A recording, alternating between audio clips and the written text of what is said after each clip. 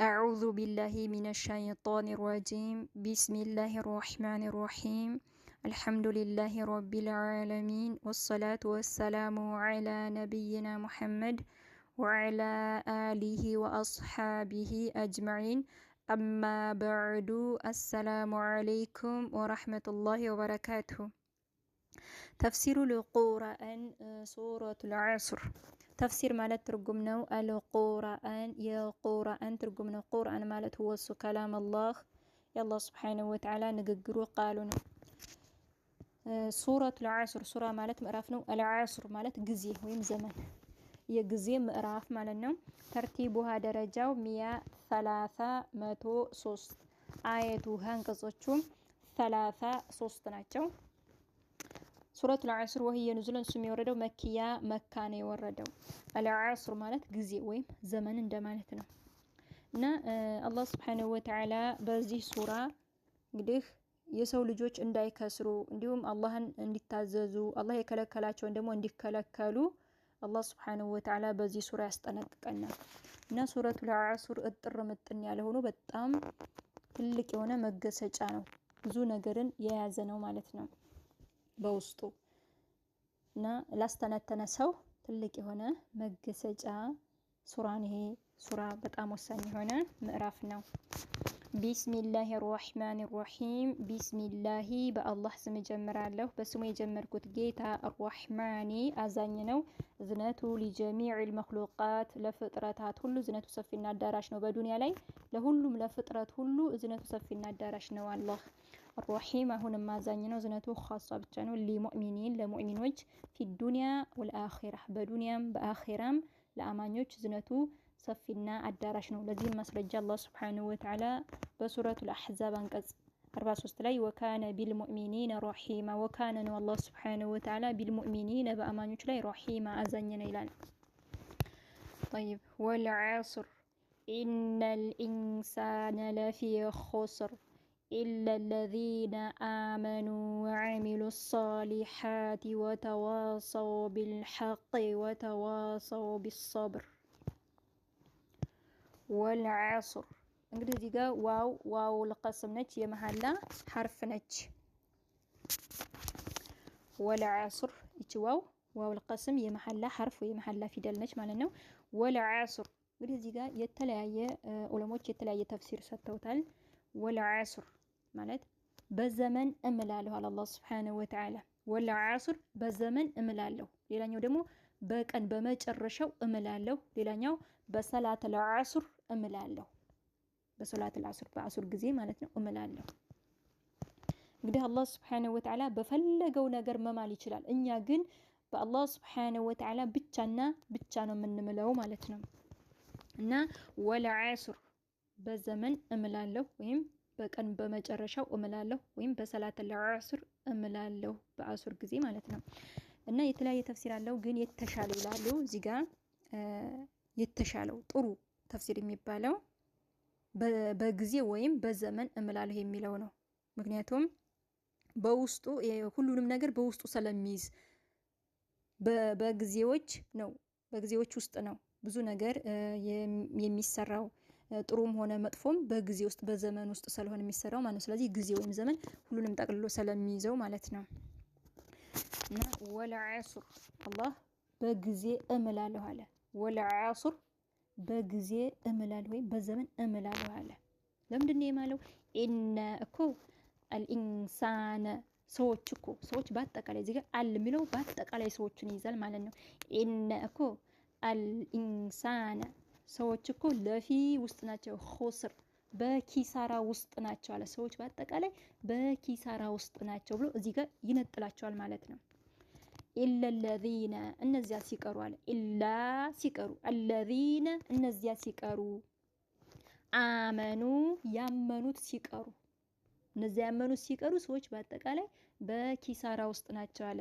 ኢላ ሲቀሩ الذين እነዚያ ሲቀሩ አመኑ እነዚያ ያመኑት ሲቀሩ ካመኑ በኋላ ደግሞ ወዐሚሉ የሰሩ الصالحات መልካምን የሰሩ ወተዋሰው እንዲሁም አደራ የተባባሉ ሲቀሩ ቢልሐቂ በሐቅ ላይ በእውነት ላይ አደራ የተባባሉ ሲቀሩ ወተዋሰው አሁንም አደራ የተባባሉ ሲቀሩ ቢሶብር በሶብር በትዕግስት ላይ አደራ የተባባሉ ሲቀሩ የሰው ልጆች በኪሳራ ውስጥ ናቸው አለ አላህ ሱብሓነሁ ወተዓላ። እነዚህ ሲቀሩ ማለት ነው። አንዴ ደግመዋለሁ። ወልዐስር በዘመን በጊዜ እምላለሁ አለ። ወልዐስር በጊዜያቱ እምላለሁ። ኢነ እኮ አልኢንሳነ ሰዎች እኮ በአጠቃላይ ማነው ሰዎች በአጠቃላይ ለፊ ውስጥ ናቸው። ኹስር በኪሳራ ውስጥ ናቸው።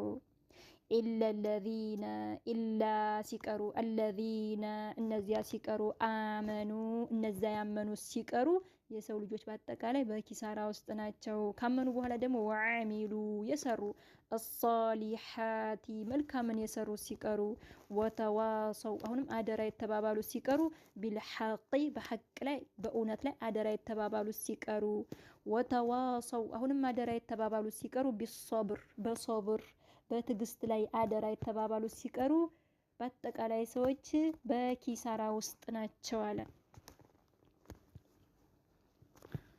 ያ ረብ እንግዲህ እዚህ ጋር ኢነል ኢንሳነ ለፊ ኹስር ኢላ አለዚነ አመኑ ኢላ ሲቀሩ አለዚነ እነዛ አመኑ እነዛ ያመኑ ሲቀሩ እነዛ ያመኑ በማን ያመኑ?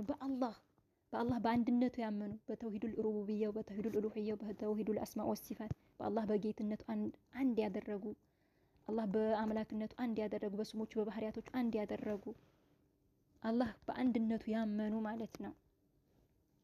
እና እነዛ ያመኑ ከዛም ካመኑ በኋላስ ወዐሚሉ የሰሩ አሳሊሓቲ መልካምን የሰሩት ካመኑ በኋላ መልካምን የሰሩ እንግዲህ አንድ ሰው ያምናል ላኢላሃ ኢለላህ ሲል አንድ ሰው በልቡ ያምናል፣ ከዛም በመላሱ ያረጋግጣል፣ ከዛ ደግሞ ተግባራዊ ያደርጋል ማለት ነው።